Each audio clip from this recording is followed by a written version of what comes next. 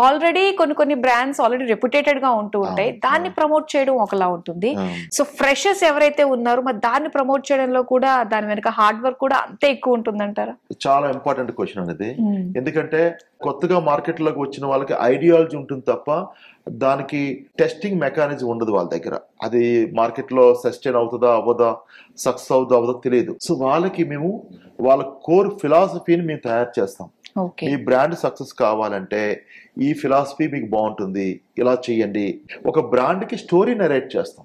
అది చాలా important. Branding అంటే ఏదో ఒక విజువల్స్ కాదు. Visuals anybody can shoot it. దానికి ఒక ఆత్మని క్రియేట్ చేయాలి ఫస్ట్. ఆ బ్రాండ్ కి రంగు, రుచి, వాసన మీరు క్రియేట్ చేయాలి దానికి. సో అదే ఒక బ్రాండ్ కి ఒక ఐడియాలజీ, దాని స్ట్రాటజీ కింద బిల్డ్ చేస్తాం. మనం ఏదైతే కోర్ స్ట్రాటజీ అనుకుంటున్నాం ఎలా మార్కెట్ లో కమ్యూనికేట్ చేయాలి, దానికి మేము ఈ బ్రాండ్ కొలెక్టరల్స్ ని వాడతాం. దీనివల్ల చాలా స్టార్ట్అప్ కంపెనీస్ బాగుపడి ఉన్నాయి. మా దగ్గర ఎక్స్పీరియన్స్ ఉంది, మా దగ్గర ఐడియాలజీ ఉంది, స్ట్రాటజీ ఉంది. We have seen many success and failures in our life.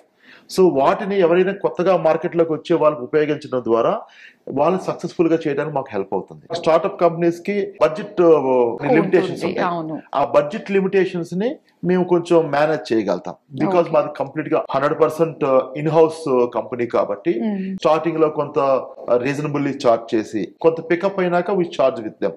దానివల్ల ఏమవుతుంది, వాళ్ళు గెలిచేంత వరకు వాళ్ళతో పాటు తోడుగా ఉంటాం.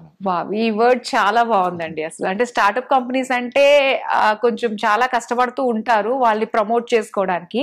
సో గెలిచేంత వరకు వాళ్ళకి మేము తోడుగా ఉన్నాం అన్న ట్యాగ్ లైన్ వాళ్ళకి చాలా బాగా సెట్ అవుతుందండి.